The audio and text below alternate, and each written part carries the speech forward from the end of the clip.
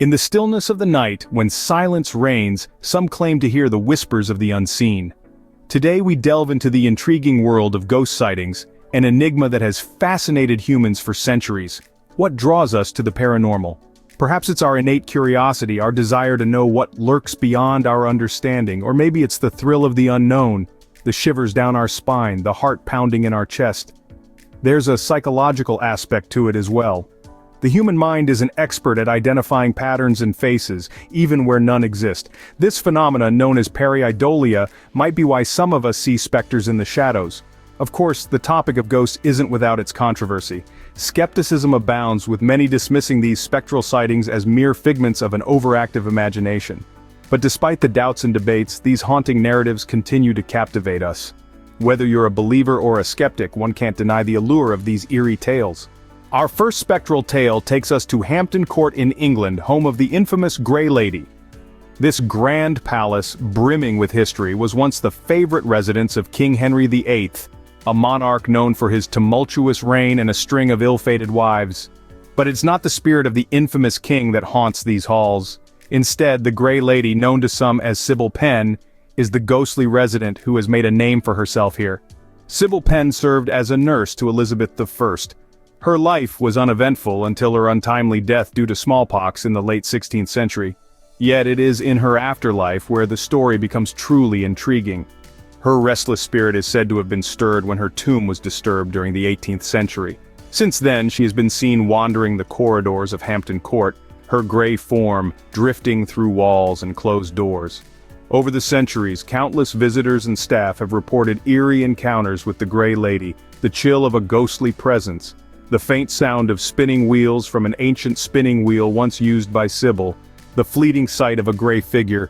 She's known to favor the clock court and the state apartments, her spectral sightings often accompanied by an inexplicable drop in temperature.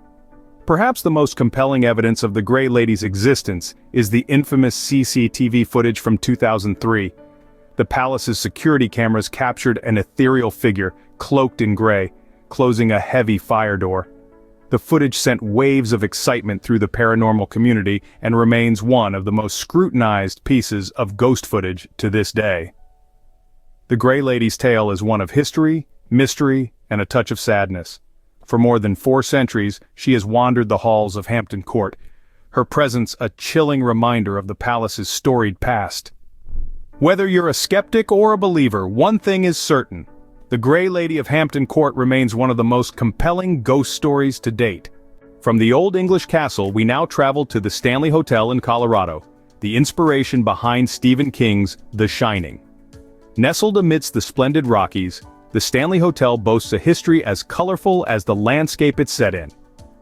Founded by Freeland Oscar Stanley in 1909, this grand edifice was originally a retreat for the rich and the famous, attracting the likes of Theodore Roosevelt and the Emperor of Japan. Yet beneath the glamour and the grandeur, the Stanley Hotel hides an eerie secret. It's reputed to be one of America's most haunted hotels, a paranormal hotspot that has sent shivers down the spines of guests and staff alike. A spectral hub, the hotel is said to be teeming with apparitions from its past. Whispers of ghostly figures, fleeting shadows, and otherworldly sounds have been a part of the Stanley folklore for more than a century. Guests have reported seeing figures in Victorian clothing in the hallways, hearing phantom parties in the ballroom, and even feeling unseen hands tugging at their clothes. However, the most famous of these spectral inhabitants is the phantom of room 217. This was the room where Stephen King himself stayed, and it is said to have inspired the chilling Overlook Hotel in his novel, The Shining. The story goes that a former housekeeper, Mrs. Wilson, who died in an explosion in the room in the early 20th century, still tends to the room. Guests in room 217 have reported items being moved, luggage unpacked, and even the sensation of someone getting into bed with them. Despite the chilling tales, or perhaps because of them, the Stanley Hotel has become a beacon for those drawn to the unexplained.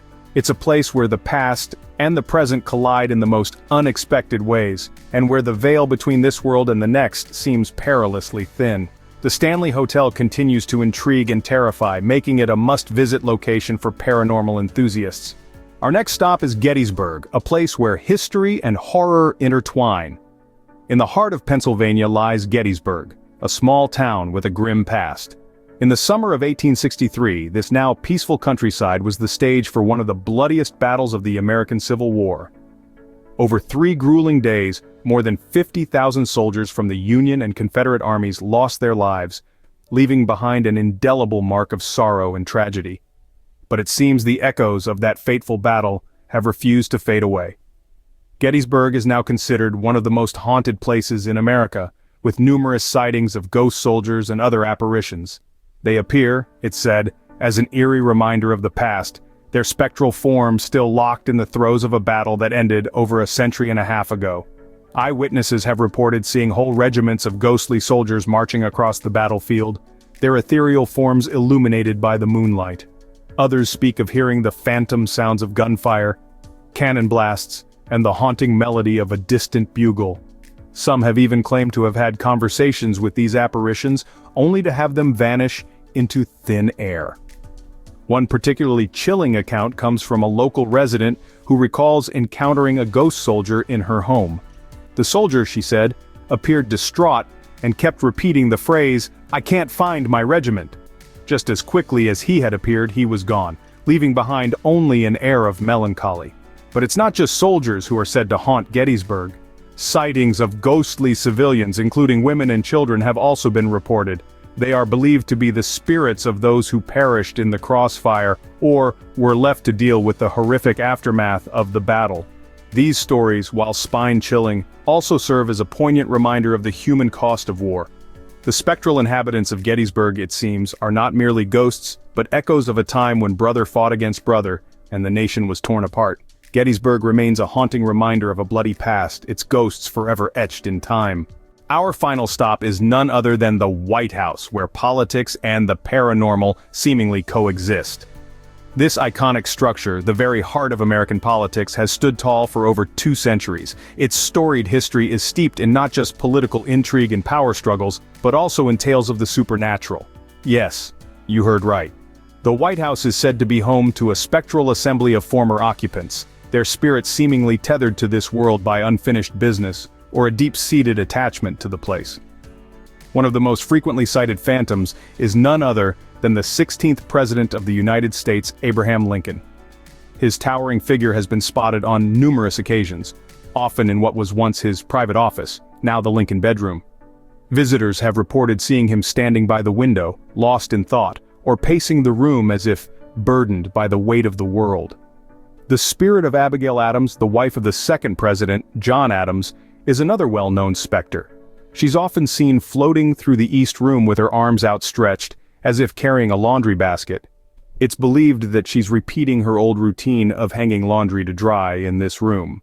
There are other less frequent but equally intriguing sightings.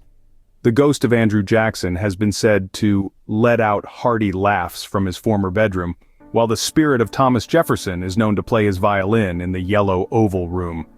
These spectral sightings aren't limited to the occasional visitor or staff member. Several presidents, including Theodore Roosevelt, Harry Truman, and even the stoic Winston Churchill, have reported strange occurrences and ghostly encounters. The White House, a symbol of power and prestige, is also a dwelling for the spirits of the past. From the halls of power to the corridors of the supernatural, the White House stands as a testament to the enduring spirit of American history, both living and ethereal. From castles to hotels, battlefields to the White House, ghost stories pervade our history and culture.